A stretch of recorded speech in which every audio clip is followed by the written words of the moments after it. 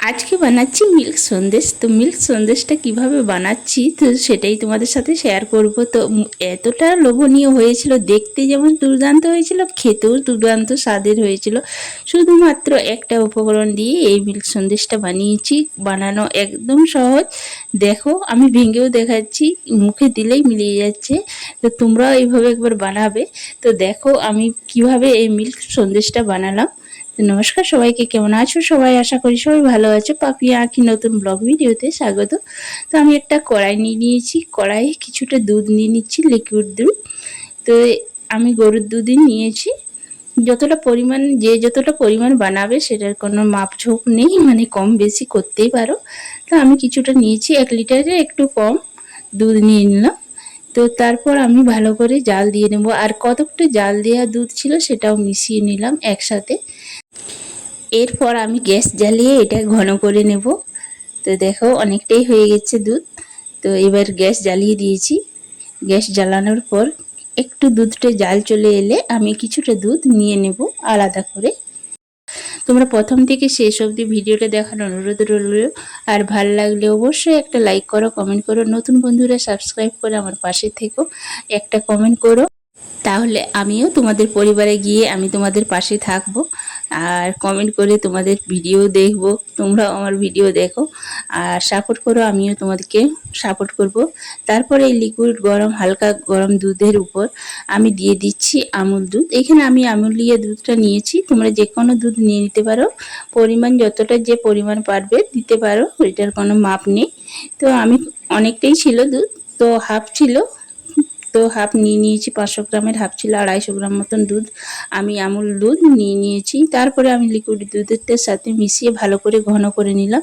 মানে পরে যদি দিই, মানে গরম দুধের উপরে দিই তাহলে কি হতো বলো তো, দানা দানা হয়ে যেত বেশি, সেটাতে মানে কালাকাঁদ করতে ভালো হয়। তো এইরকম মিল্ক সন্দেশ করলে এতটা ভালো হয় না, তার জন্য মানে আগেই লিকুইড দুধের সাথে অল্প করে হালকা গরম করে গুলে নিলাম।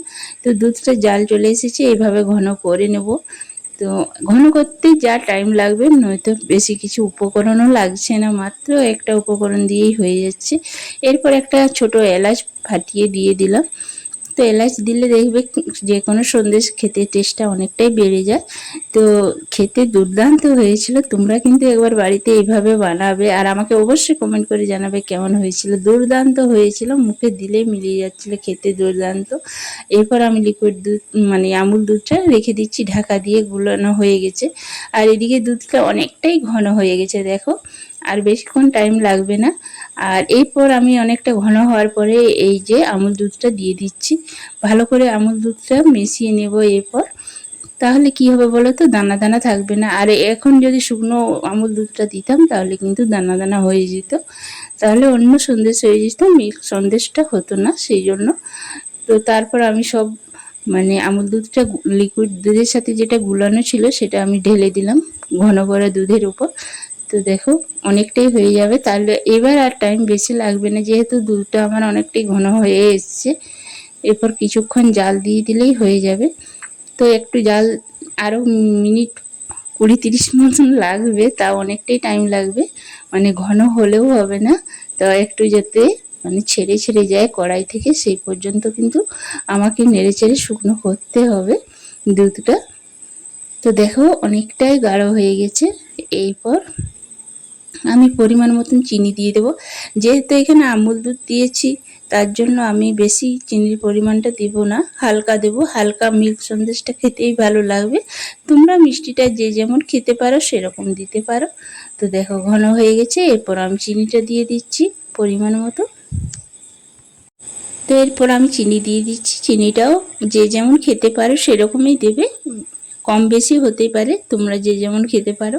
আর যেহেতু আমুল দুধ দেওয়া আছে সেই জন্য মিষ্টিটা একটু কম লাগবে অন্য মিষ্টির থেকে, তার জন্য আমি একটু কমই দিলাম। এরপর আবার শুকনো করে নেবো। আর চিনি দেওয়ার পরে দেখবে দুধটা একটু পাতলা হয়ে যায়, এরপর আর একটু সময় ধরে জাল দিতে হবে, তাহলেই কিন্তু সন্দেশটা হয়ে যাবে।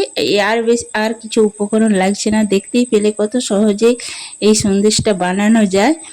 তো এরপর এভাবে ঘন করে নিচ্ছি, পাতলা হয়ে গেছে একটু, এরপর দেখবে শুকনো হয়ে গেছে। এই দেখো কিছুক্ষণ পর জাল দেওয়ার পর ঘন হয়ে গেছে। এই সময় ছিটকে খুব, তো একটু সাবধানে এই টাইমটি করতে হয়।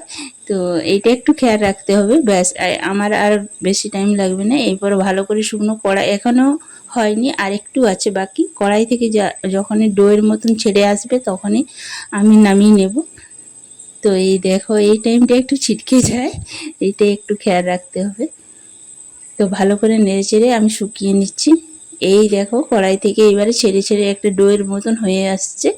এই পর্যায়ে নিমিয়ে নিতে হবে, আর কিন্তু জাল দিলে হবে না। তো আর জাল দেব না, এরপরে আমি নামিয়ে ঠান্ডা করে নেব। এই দেখো এইবারে পারফেক্ট হয়ে গেছে। এরকম না হলে কিন্তু এই সন্দেশটা হবে না। তো এটা একটু খেয়াল রাখবে, মানে একটু কষ্ট করে বানাবে শুকনো করতে। এটা একটু টাইম লাগবে, সময় লাগবে, ধৈর্যের ব্যাপার। তো দুধটা শুকনো করতে যে টাইমটা লাগে, বাকি কিন্তু কোনো উপকরণ বেশি কিছু লাগছে না, ঘরোয়া কিছু উপকরণ দিয়েই হচ্ছে। তো ব্যাস আমি নিমিয়ে দিলাম গ্যাসটা। এরপর একটা আমি ডিশ নিয়ে নিয়েছি, তাতেই দেখো ঘি মাখিয়ে নিচ্ছে। এই ঘিটাও কিন্তু বাড়িতে বানিয়েছি, তোমরা জানো আমি বাড়িতেই ঘি বানাই। তো ঘি বানিয়ে এটা আমি ভালো করে নেপে নিচ্ছি। তাহলে কি হবে বলো তো, সন্দেশগুলো খেতেও টেস্টটা আরও বাড়বে, আর তাড়াতাড়ি ছেড়েও যাবে ভালো হয়ে। সেই জন্য এবার কড়াই থেকে হালকা গরম অবস্থায় আমি ভালো করে খুন্তির সাহায্যে বসিয়ে নিচ্ছি। সন্দেশের আকারে করব, মানে কেটে নেব ঠান্ডা হওয়ার পর। সেই জন্য খুন্তিয়ে করে আমি দিয়ে দিচ্ছি ভালো করে। একটু গরম আছে তো হাত দেওয়া যাচ্ছে না, একটু ঠান্ডা হলেই কিন্তু হাত দিয়ে এটা করা যাবে। তারপরে আমার দেখো প্রায় হয়ে গেছে, ভালো করে শেপ দিয়ে নিচ্ছি, তাহলে কাটলে সন্দেশগুলো ভালো আকারের আসবে। সেই জন্য খুন্তিয়ে করে একটু শেপ দিয়ে দিচ্ছি। এই দেখো হাতে করেও একটু চিপে চিপে দিচ্ছি, হালকা ঠান্ডা হয়ে গেছে। এরপর আমি ফ্রিজে ঢাকা দিয়ে রেখে দেব 4-5 ঘন্টার মতন। তারপরে তোমাদের সাথে আমি শেয়ার করব যে সন্দেশটা কীরকম হয়েছে আর কতটা দুর্দান্ত হয়েছে। তোমাদেরকে দেখলেই বিশ্বাস করতে পারবেন না যে এতটা সুন্দর হয়েছে সন্দেশটা। তো এরপর আমি ঢাকা দিয়ে ফ্রিজে কিছুক্ষণ 5 ঘন্টা পর্যন্ত রেখে দিয়েছিলাম। এই দেখো ফ্রিজ থেকে বার করেছি, তো এতটা দেখো কতটা পারফেক্ট হয়েছে, মানে খুব বেশি শক্তও না খুব বেশি নরমও না। মিল্ক কেক যে সন্দেশটা মানে করেছি, মানে মিল্ক কেক যে করা হয় মিষ্টিটা, সেটা বাদ দিয়ে বড় বড় কাটে, আমি একটু সন্দেশ টাইপের কাটিয়েছি, তাই আমি নাম দিয়েছি মিল্ক সন্দেশ। তো তোমরা যা বলতে পারো। তো এই দেখো মিল্ক সন্দেশটা এতটা পারফেক্ট হয়েছিল, এতটা টেস্টি হয়েছিল কি বলবো। আর তোমরা দেখেই বুঝতে পারছো কতটা পারফেক্ট হয়েছে। খুব বেশি যে শক্ত হয়ে গেছে তাও না, আর বেশি নরম হয়ে গেছে তাও না। তারপর আমি চৌকা চৌকা করে লম্বা আকারে কেটে নিয়েছি। তো তোমাদেরকে একটা তুলে দেখাচ্ছি। এই দেখো কতটা পারফেক্ট হয়েছে। আমি এইরকম লম্বা আকারে কেটেছি, তোমরা ছোট বড় করে নিতে পারো আবার। তো সব পিসগুলো তুলে আমি তোমাদেরকে একটা ভেঙে দেখাচ্ছি কতটা পারফেক্ট এই সন্দেশটা হয়েছিল। আর করতে কিছু ঝামেলা নেই, দেখতেই পেলে, আর উপকরণও বেশি কিছু লাগেনি। তো তোমাদেরকে একটা ভেঙে দেখাচ্ছি, তারপরে তোমরা দেখো শুধু সন্দেশটা এতটা পারফেক্ট হয়েছে। আর খেতে কি বলবো, এখনো মুখে লেগেই আছে, দুর্দান্ত টেস্টের হয়েছিল। বাড়ির সবাই নাম করছিল। তো তোমাদের সাথে তার জন্য শেয়ার করলাম, বিশেষ করে যে এইরকম সন্দেশ তোমরা সহজেই মানে বানিয়ে খেতে পারো।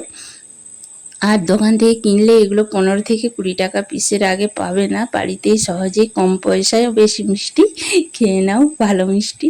তো দেখো ভেঙেও দেখালাম কতটা ইজিলি ভেঙে গেল, মানে খুব কড়াও হয়েছে সেটাও না। তো সন্দেশগুলো আমি ভালো করে মিল্ক সন্দেশগুলো সব কেটে নিয়েছি। তো তোমাদের আজকের ভিডিওটা, আমার মিল্ক সন্দেশের ভিডিওটা কেমন লাগলো অবশ্যই একটা কমেন্ট করে জানাবে, লাইক করবে। নতুন বন্ধুরা অবশ্যই সাবস্ক্রাইব করবে, পাশে থেকো, আমিও তোমাদের পরিবারে যাব। তো ভিডিওটাই পর্যন্ত।